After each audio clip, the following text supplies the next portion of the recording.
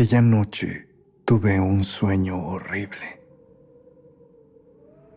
Me veía siendo perseguido por algo que no podía ver. Algo terrible que me causaba muchísimo miedo. Corría por las calles de la ciudad donde vivo y después me adentraba en los bosques cercanos, únicamente para acabar tropezando y quedarme colgado de un risco que bordea el río. Recuerdo sentir la angustia de estar a punto de caer, al tiempo que risas horribles se escuchaban por todos lados. Estaba seguro que iba a morir. El sueño se sentía tan real que si la fuerza en mis dedos se hubiera acabado en ese momento y me hubiera soltado al vacío, probablemente en el mundo real también me hubiera ocurrido algo. Pero de pronto, alguien me tomaba de la mano y me ayudaba a subir nuevamente a tierra firme. Era Raúl, mi mejor amigo. Verlo ahí me provocaba muchísima paz en medio del caos que había sentido en esa pesadilla. No te preocupes, Paco. Vas a estar bien. Yo me tengo que ir,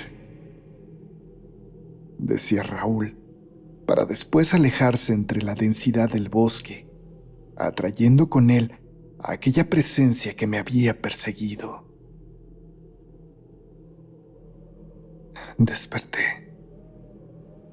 Eran ya las 9 de la mañana de aquel sábado. A pesar de haber dormido casi 9 horas, parecía que no había descansado nada. Me sentía agotado. Me tomó varios minutos despabilarme y sentirme completamente despierto. Me levanté de la cama y al abrir la ventana me di cuenta. En la calle había un par de patrullas y muchos de mis vecinos estaban afuera de sus casas, claramente angustiados. Mi mamá platicaba con Sandra, la vecina de al lado, y casi todas las miradas se dirigían a la casa de la señora Marta, la casa de Raúl. Me quedé pasmado. Mi mamá unos minutos después vino a mi encuentro, tras haberme visto en la ventana. Pregunté qué ocurría, y de alguna forma ya sospechaba su respuesta. Hijo, no encuentran a Raúl, me dijo. Al parecer, muy temprano por la mañana, casi a las 5, los padres de mi amigo habían escuchado golpes, como si él hubiera estado forcejeando con alguien en su recámara. Pero al correr a ver de qué se trataba, encontraron su habitación vacía. La cama estaba destendida y aún tibia, y la ventana estaba abierta. Pero Raúl no estaba ahí. El papá de mi amigo salió corriendo a la calle, pensando que su hijo había salido por la ventana, pero las rosas que subían por la reja que daba hacia su ventana estaban intactas, y esa reja era el único medio que él tenía para bajar de ahí. Aquel hombre, sin saber muy bien qué pasaba, y muy angustiado, salió corriendo de su casa y subió a su auto. Arrancó de inmediato. Comenzó a manejar a los lugares donde Raúl podría estar. Sabía que no estaba en mi casa, porque todas las luces estaban aún apagadas. Pero se dirigió entonces al gimnasio, al parque donde a veces solíamos patinar, al callejón junto a la cafetería y después a la entrada del bosque. Ahí Un palo de madera viejo clavado en el suelo que él no había visto antes marcaba la entrada hacia los árboles y su espesura. Aquel hombre bajó del auto y entró corriendo, y juró que tras avanzar algunos metros pudo escuchar a lo lejos las hojas otoñales crujiendo, como si otra persona fuera corriendo también. Comenzó a gritar el nombre de mi amigo, y decía que por un momento creyó haberlo escuchado responderle. Pero la voz de mi amigo se ahogó de inmediato, como si no pudiera hablar. Aquel hombre nunca encontró nada. Avanzó incluso hasta el risco que bordeaba el río, pero no pudo hallar rastro alguno de su hijo. Tal vez no lo había escuchado, y todo había sido un sucio truco de su imaginación. Volvió en ese momento a su casa, esperando que Raúl hubiera regresado. Pero mi amigo aún no estaba ahí. Llamó entonces a la policía. Para evitar que descartaran el caso por las pocas horas que habían transcurrido desde la desaparición de mi amigo, sus padres dijeron que había alguien más con él en su cuarto esa noche y que tal vez podría tratarse de un secuestro. Con ese escenario planteado, la policía acudió de inmediato.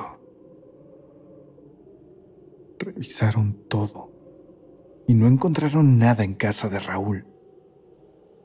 Pero unos patrulleros que se adentraron en el camino del bosque hallaron una pulsera de cuentas que le pertenecía. Escuchando aquello, estuve a punto de quebrarme en llanto. Sabía, de alguna forma, que no iban a encontrar a Raúl. Lo había soñado despidiéndose de mí, y eso no podía ser una simple coincidencia. Pronto la policía me interrogó en caso de que mi amigo tuviera algún enemigo, lo hubieran amenazado, o yo hubiera visto alguna persona extraña observándonos o siguiéndonos en días pasados.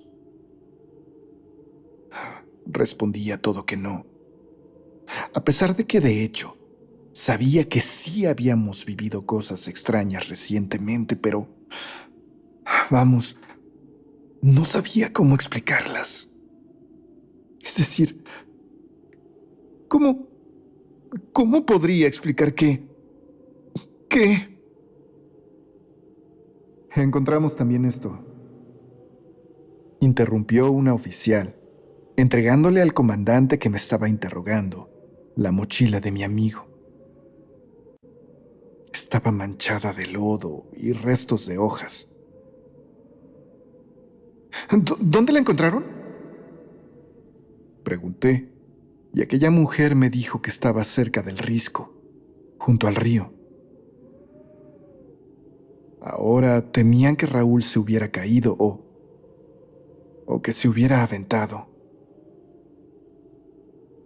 Dentro de la mochila venía una libreta. Raúl toda su vida se la pasaba dibujando y haciendo anotaciones en todos sus ratos libres. Y tal vez ahí habría alguna explicación de dónde estaba o a dónde había ido. Pero aquella libreta estaba casi nueva. No tenía prácticamente nada anotado, excepto por una palabra escrita varias veces: espantapájaros. Después, en las hojas siguientes había varios dibujos. Todos ellos eran hojas casi completamente negras, en las cuales había dibujado tenuemente, con gran maestría, un espantapájaros peculiar. Tenía cabeza de costal y sus ojos estaban hechos de botones enormes. Me preguntaron si sabía lo que significaba aquello, o si podía relacionarlo con algo. Y sí sabía.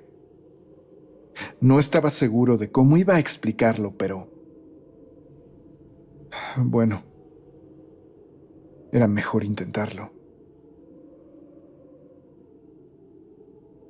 Estaba seguro que no me creerían, pero aún así comencé a narrar lo más extraño que me pasó en la vida hasta el día de hoy. La historia de aquel espantapájaros. Fue una tarde ese otoño, algunas semanas antes, cuando nos encontramos con aquel espantapájaros.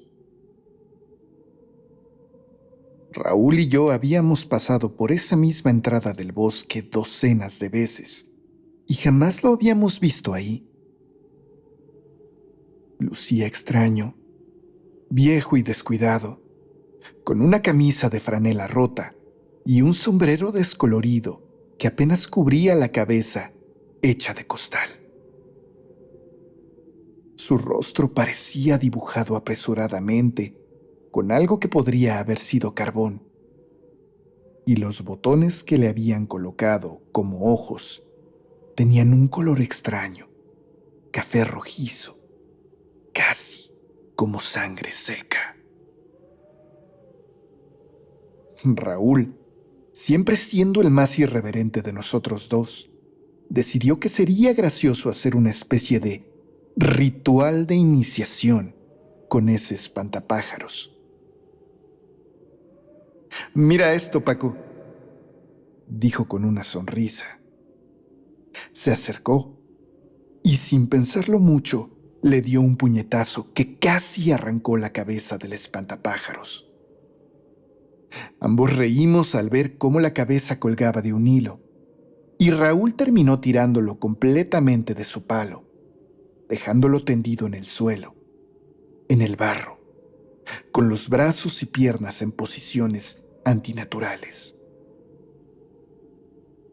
«Vamos», dijo mientras se sacudía las manos y me miraba como si lo que había hecho fuera lo más normal del mundo.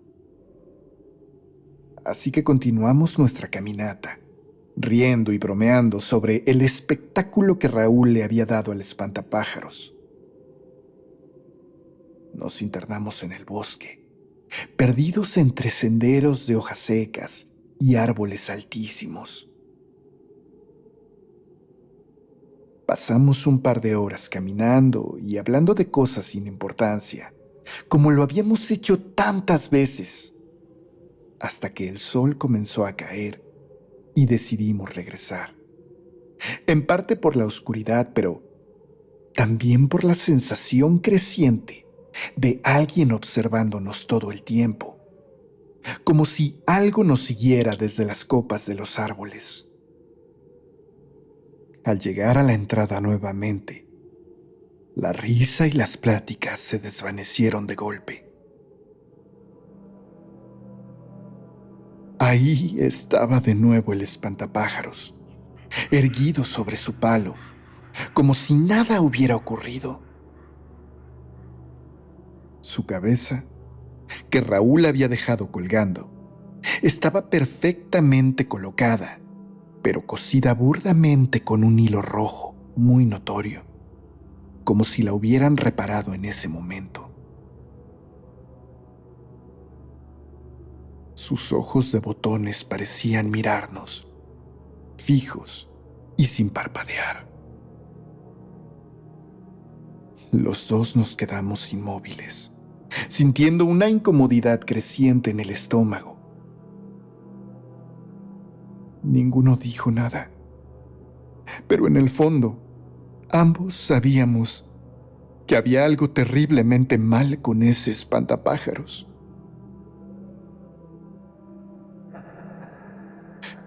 Una risa extraña se escuchó apenas, como si alguien se carcajeara desde una rama. Pero, aunque mi amigo y yo volteamos intentando encontrar a la persona que reía. Nunca pudimos ubicar a nadie. Raúl, con una mirada que jamás le había visto antes, me dijo en voz baja: vámonos, vámonos de aquí. Ojalá hubiéramos dejado en paz ese espantapájaros. Ojalá Raúl no lo hubiera maltratado, dije frente a la mirada y el silencio de todos en aquel cuarto. Los policías escuchaban incrédulos aquello, como un fantástico cuento de niños. Pero los adultos de mi ciudad ahí presentes oyeron aquella historia intrigados y aterrados. Ellos tampoco habían visto nunca aquel espantapájaros, pero sabían que el lugar guardaba secretos y misterios que habían costado la vida a muchos inocentes en el pasado. Y parecía que estaban volviendo a ocurrir.